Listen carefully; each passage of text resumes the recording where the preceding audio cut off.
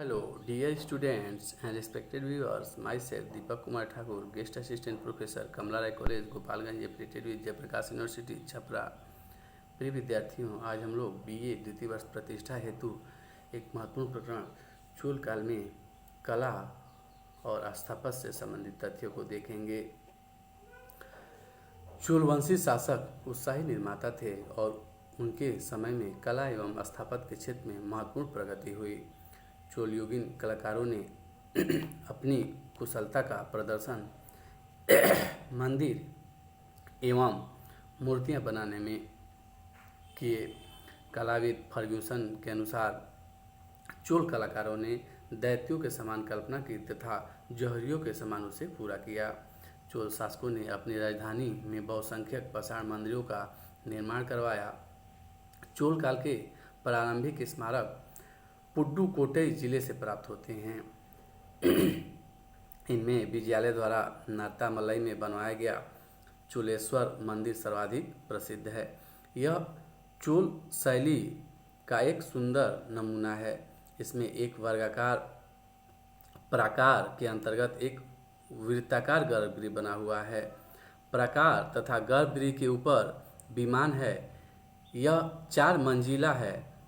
प्रत्येक मंजिल एक दूसरे के ऊपर क्रमशः छोटी होती हुई बनाई गई है। नीचे की 3 मंजिलें वर्गाकार तथा सबसे ऊपरी गोलाकार है। इसके ऊपर गुंबदाकार शिखर तथा सबसे ऊपरी भाग में गोल कलश स्थापित है। सामने की ओर घिरा हुआ मंडप है। बाहरी दीवारों को सुंदर भित्ति स्तंभों से अलंकृत किया गया है। मुख्य द्वार के दोनों ओर ताक में 2 द्वारपालों की मूर्तियां उत्कीर्ण हैं। और फिर हम देखते हैं कि मुख्य मंदिर के चारों ओर खुले हुए बरामदे में 7 छोटे देवस्थान हैं जो मंदिर ही प्रतीत होते हैं। ये सभी पाषाण से निर्मित हैं। इस प्रकार का दूसरा मंदिर कन्नूर का बाल सुब्रमण्य मंदिर है जिसे आदित्य प्रथम ने बनवाया था। इसकी समाधियों की छतों के चारों कोनों पर हाथियों की मूर्तियां हैं। विमान के शिखर के नीचे बना हुआ हाथी सुब्रमण्यम का वाहन है। इसी प्रकार का एक अन्य मंदिर कुंभकोणम में बना नागेश्वर मंदिर है। इसकी बाहरी दीवारों की ताकों में सुंदर मूर्तियां बनाई गई हैं। गर्भगृह के चारों ओर अर्धनारी ब्रह्मा दक्षिणामूर्ति के साथ साथ बहुसंख्यक मनुष्यों की मूर्तियां रिलीफ में बनी हैं जो अत्यंत सुंदर हैं। मानव मूर्तियां या तो दानकर्ताओं की हैं या समकालीन राजकुमारों तथा राजकुमारियों की हैं। आदित्य प्रथम के ही समय में तिरुक्कटलई के सुंदरेश्वर मंदिर का भी निर्माण हुआ। इसके परकोटे में गोपुरम बना हुआ है। विमान दुतल्ला है तथा इसमें एक अर्ध मंडप भी है। इस मंदिर में द्रविड़ शैली की सभी विशेषताएं देखी जा सकती हैं।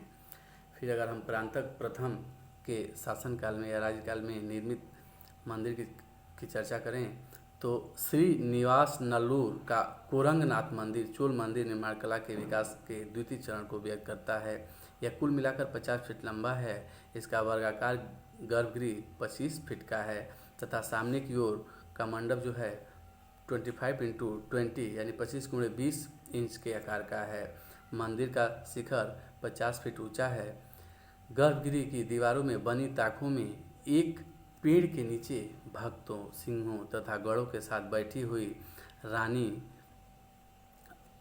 दुर्गा की दक्षिणामूर्ति तथा विष्णु एवं ब्रह्मा की खड़ी हुई मूर्तियां उत्कीर्ण मिलती हैं।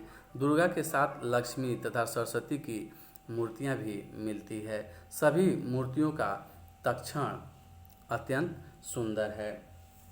चोल काल के स्थापत्य के अगर हम चरमोत्कर्ष अगर किसी मंदिर में पाते हैं तो वह है तिरुचिरापल्ली जिले में निर्मित 2 मंदिर, तंजौर का मंदिर और गंगईकोंड चोलपुरम का मंदिर। इन मंदिरों में तंजौर का भव्य शैव मंदिर जो राजराजेश्वर अथवा बृहदीश्वर या बृहदेश्वर नाम से प्रसिद्ध है। तंजौर के मंदिर का निर्माण राजराज प्रथम के काल में हुआ।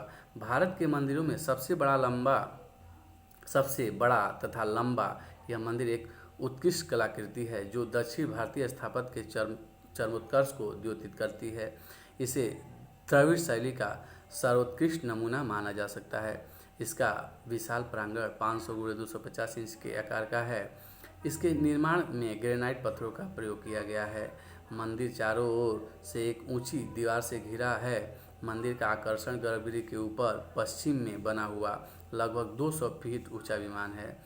इसका आधार 82 वर्ग फुट है और हम देखते हैं कि आधार के ऊपर 13 मंजिलों वाला पिरामिड के आकार का शिखर 190 फीट ऊंचा है। मंदिर का गर्भगृह 44 वर्ग फीट का है, जिसके चतुर्दिक 9 फीट चौड़ा प्रदक्षिणा पथ निर्मित है। प्रदक्षिणा पथ की भीतरी दीवारों पर सुंदर भित्ति चित्र बने हैं। गर्भगृह के भीतर एक विशाल शिवलिंग स्थापित है, जिसे अब बृहदीश्वर कहा जाता है। प्रवेश द्वार पर दोनों ओर ताक में 2 द्वारपालों की मूर्तियां बनी हैं। मंदिरों के बहिर्भाग में विशाल नंदी की एकाश मूर्ति बनी हुई है।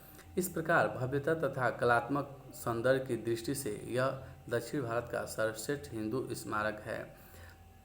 पर्सी ब्राउन के शब्दों में इसका विमान न केवल द्रविड़ शैली के सर्वोत्तम या सर्वोत्कृष्ट रचना है, अपितु इसे समस्त भारतीय स्थापत्य की कसौटी भी कहा जा सकता है।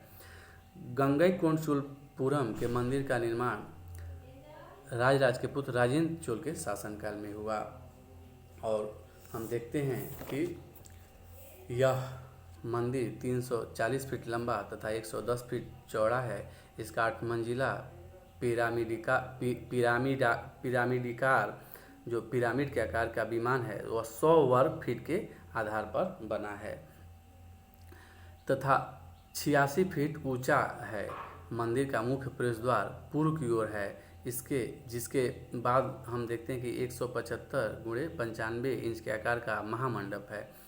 मंडप तथा गर्भगृह को जोड़ते हुए अंतराल बनाया गया है। मंडप एवं अंतराल की दोनों छतें सपाट हैं और अंतराल के उत्तर तथा दक्षिण की ओर 2 प्रवेश द्वार बने हैं, जिनसे होकर गर्भगृह में पहुंचा जाता है। मंडप के स्तंभ अलंकृत तथा आकर्षक हैं। राजेंद्र चोल के उत्तराधिकारियों के समय में भी मंदिर निर्माण की परंपरा जारी रही। इस समय कई छोटे छोटे मंदिरों का निर्माण किया गया। इनमें मंदिर की दीवारों पर अलंकृत चित्रकारियाँ एवं भव्य मूर्तियाँ उत्कीर्ण हैं। राजराज द्वितीय तथा कुलोत्तुंग तृतीय द्वारा बनवाए गए क्रमशः तारासुरम का ऐरावतेश्वर मंदिर तथा त्रिभुवनम का कंपहरेश्वर मंदिर का अत्यंत भव्य एवं सुंदर हम वर्णन देखते हैं, जो कि साक्ष्यों से प्राप्त होता है। इन मंदिरों का निर्माण भी तंजौर मंदिर की योजना पर किया गया है। ऐरावतेश्वर मंदिर में महामंडप के सामने अग्र मंडप बनवाए गए हैं। ये पहिएदार रथ की भांति हैं, जिन्हें हाथी खींच रहे हैं। मंडपों में अलंकृत स्तंभ लगाए गए हैं। कालांतर में इस मंदिर का प्रभाव कोणार्क के सूर्य मंदिर पर पड़ा। वास्तु तथा तक्षण दोनों ही दृष्टियों से यह मंदिर उल्लेखनीय है। कंपहरेश्वर, जिसे त्रिभुवनेश्वर भी कहा जाता है, जो कंपहरेश्वर का मंदिर है उसे त्रिभुवनेश्वर भी कहा जाता है, की योजना भी ऐरावतेश्वर मंदिर के ही समान है। इसमें मूर्तिकारी की अधिकता है। मूर्तियाँ कलात्मक दृष्टि से भी अच्छी हैं।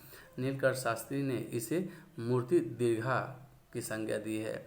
स्थापत्य के साथ साथ तक्षण कला के क्षेत्र में भी हम देखते हैं कि चोल कलाकारों ने तक्षण कला के क्षेत्र में भी उत्कृष्ट प्रदर्शन किया और उन्होंने पत्थर तथा धातु की बहुसंख्यक मूर्तियों का निर्माण किया। इनके द्वारा निर्मित मूर्तियों में देवी देवताओं की मूर्तियां ही अधिक हैं। यद्यपि छिटपुट रूप में मानव मूर्तियां भी प्राप्त होती हैं। चूँकि चोल वंश के अधिकांश शासक उत्साही शैव थे, अतः इस काल में शैव मूर्तियों का ही निर्माण अधिक हुआ। पाषाण मूर्तियों से भी अधिक धातु, जो कि कांस्य धातु थी, की मूर्तियों का निर्माण हुआ। सर्वाधिक सुंदर मूर्तियां हम नटराज शिव की हैं, जो बहुत बड़ी संख्या में मिलती हैं। ये आज भी दक्षिण के कई स्थानों पर विद्यमान हैं, जिनकी पूजा होती है। तिरुचिरापल्ली के तिरुवरंगकुलम से नटराज की एक विशाल कांस्य प्रतिमा मिली है, जो इसमें दिल्ली संग्रहालय में है। इसी जिले के तिरुवल्लकड्डू से शिव के अर्धनारीश्वर रूप की एक मूर्ति मिलती है जो मद्रास संग्रहालय में सुरक्षित है। इसमें नारी तथा पुरुष की शारीरिक विशेषताओं को उभारने में कलाकार को विशेष सफलता मिली है। इसके अतिरिक्त ब्रह्मा, विष्णु, लक्ष्मी, भूदेवी, राम, सीता, कालिया नाग पर नृत्य करते हुए बालकृष्ण तथा कुछ शैव संतों की मूर्तियां भी प्राप्त होती हैं जो कलात्मक दृष्टि से भव्य एवं सुंदर हैं। चोल कलाकारों ने धातु मूर्तियों के निर्माण में एक विशिष्ट विद्या का प्रचलन किया। चोल मूर्तिकला मुख्यतः वास्तुकला की सहायक थी और यही कारण है कि अधिकांश मूर्तियों का उपयोग मंदिरों को सजाने में किया गया। केवल धातु मूर्तियां ही स्वतंत्र रूप से निर्मित हुई हैं। वास्तु तथा तक्षण के साथ साथ चोल काल में चित्रकला का भी विकास हुआ। इस युग में कलाकारों ने मंदिरों की दीवारों पर अनेक सुंदर चित्र बनाए हैं। अधिकांश चित्र बृहदीश्वर मंदिरों की दीवारों पर उत्कीर्ण मिलते हैं। ये अत्यंत आकर्षक तथा कलापूर्ण हैं। चित्र मुख्यतः पौराणिक धर्म से संबंधित हैं। यहाँ शिव की विविध लीलाओं से संबंधित चित्रकारियाँ प्राप्त होती हैं। एक चित्र में राक्षस का वध करती हुई दुर्गा तथा दूसरे में राज की सपरिवार शिव की पूजा करते हुए प्रदर्शित करने का विवरण हमें प्राप्त होता है। इस प्रकार चोल राजाओं के शासनकाल में राजनैतिक और सांस्कृतिक दोनों ही दृष्टियों से हम देखते हैं कि तमिल क्षेत्र की महती उन्नति हुई। वस्तुतः स्थानीय प्रशासन, कला, धर्म तथा साहित्य के क्षेत्र में इस समय तमिल क्षेत्र का जितना विकास हुआ वो उतना हम बाद के कालों में कभी नहीं देखते हैं। इस तरह हम चोल शासकों के कला और स्थापत्य के विभिन्न पहलुओं को का अध्ययन हम लोगों ने किया और इसी के साथ प्रकरण पूरा होता है। जय हिंद, जय भारत, धन्यवाद।